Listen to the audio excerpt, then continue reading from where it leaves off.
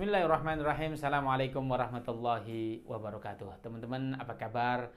Teman-teman yang saya banggakan, channel ini tidak akan sukses tanpa dukungan Anda semua. Oleh karena itu saya ucapkan terima kasih yang senantiasa sudah memfollow, mendengarkan channel ini dengan baik. Bantu subscribe, bantu share link semua agar supaya kemanfaatannya banyak dirasakan orang.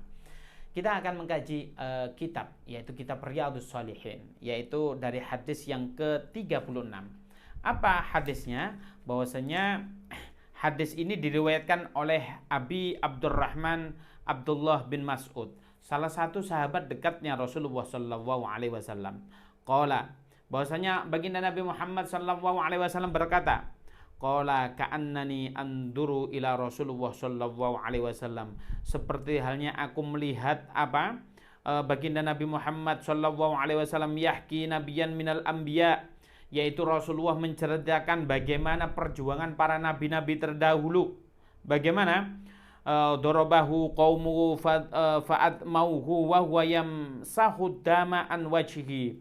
Tatkala itu orang para nabi-nabi terdahulu kalau dakwah terhadap umatnya, bagaimana mukanya itu bukan hanya dipukul, tetapi dipukul sampai berdarah-darah. Tapi apa yang dilakukan oleh nabi-nabi terdahulu, bagaimana nabi-nabi terdahulu hanya mengusapkan darahnya ini sehingga dia melanjutkan perjuangan dakwah tersebut.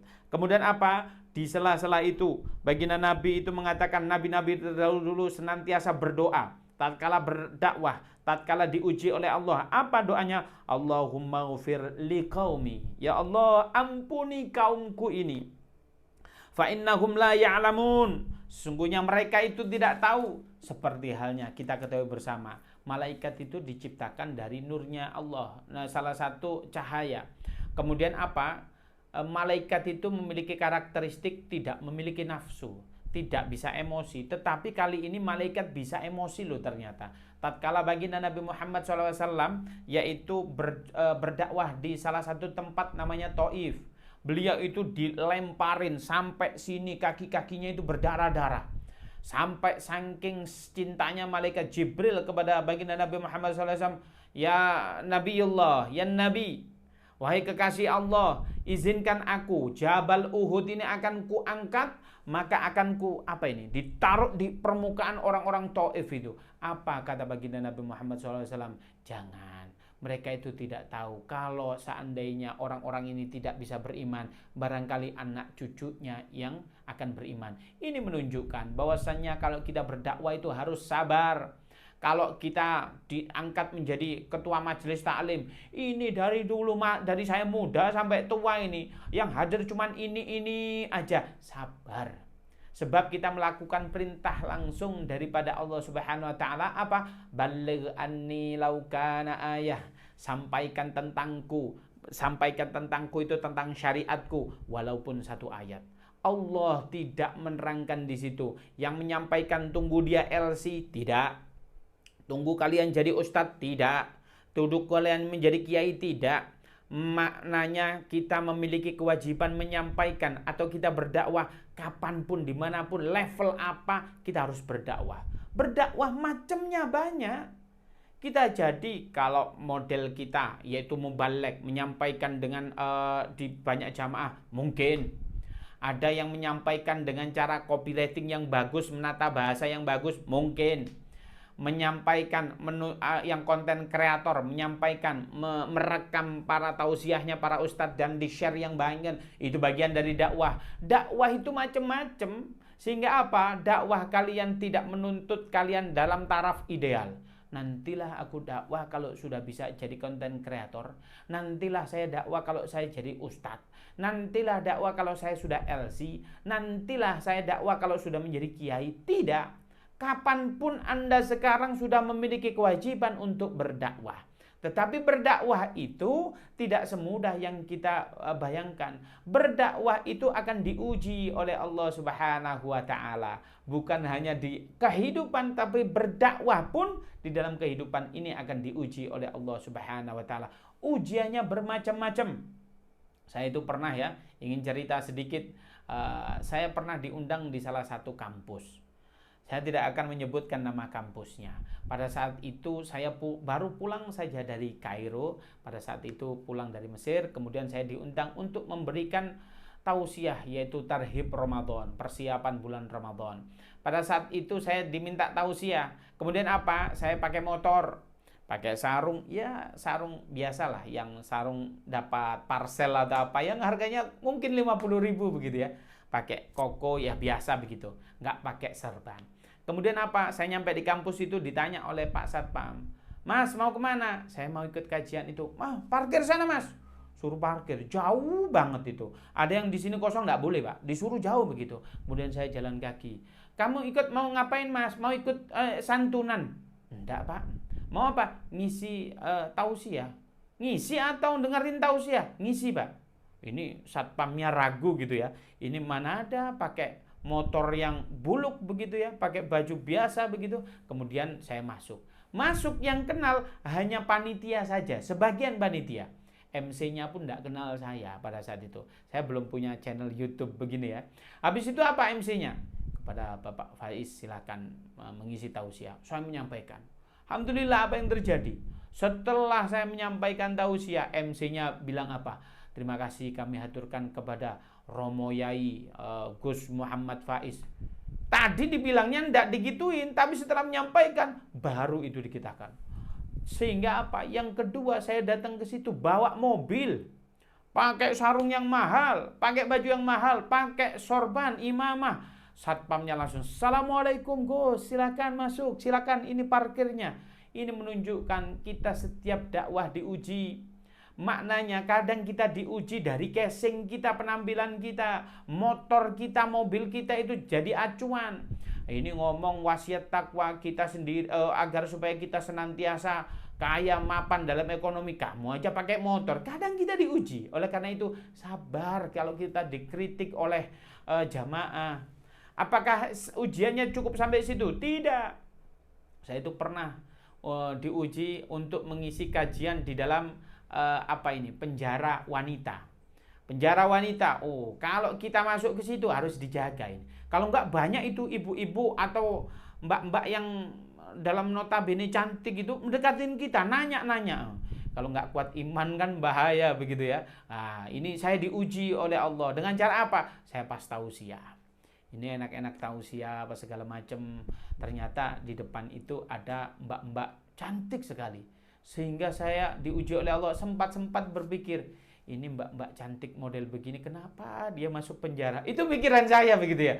Lah kan kita nggak boleh mengukur seseorang dari cantiknya apa, nggak boleh begitu kan. Lah ini kan namanya manusia diuji oleh Allah. Astagfirullahaladzim, saya bilang begitu. Ternyata mbak-mbak cantik itu, ternyata waktu ada sesi tanya jawab, beliau mengangkat tangannya. Oh, ternyata di sini tatonya banyak. Ternyata apa? Dulu beliau itu adalah wanita nakal sehingga dimasukkan penjara, dia bertaubat kepada Allah Subhanahu wa taala.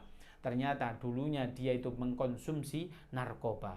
Semua akan diuji oleh Allah Subhanahu wa taala. Bukan hanya yang berdakwah di kalangan masjid, tapi di penjara pun diuji oleh Allah. Bagaimana saya mengisi kajian, yaitu kajian umi-umi muda.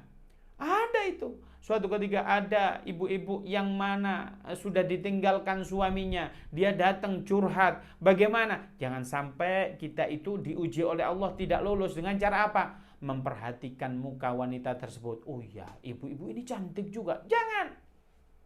Semua orang akan diuji oleh Allah Subhanahu wa taala. Diuji lagi. Kita suatu ketika diundang oleh orang di Japri. Mohon mengisi kajian di sini. Kajiannya apa? Kajian di sebuah kampung. Saya datang itu kampungnya, motor itu 3:30 sore, kayak sudah mau maghrib. Karena suasananya di hutan. Ternyata titik Sherlocknya itu apa? Di sebuah jurang. Saya berpikir, ya Allah, ternyata ini nggak ada orangnya. Kalau saya ini didatengin orang yang mau begal saya sudah mati ini. Ternyata saya telepon diangkat. Ternyata apa? Saya maju dikit ada kampung. Alhamdulillah, ternyata banyak desa di situ, banyak orangnya. Pulang-pulang. Jangankan kadang kita manusia berharap dikasih makanan, enggak, dikasih air putih, habis itu bilang terima kasih saja tidak.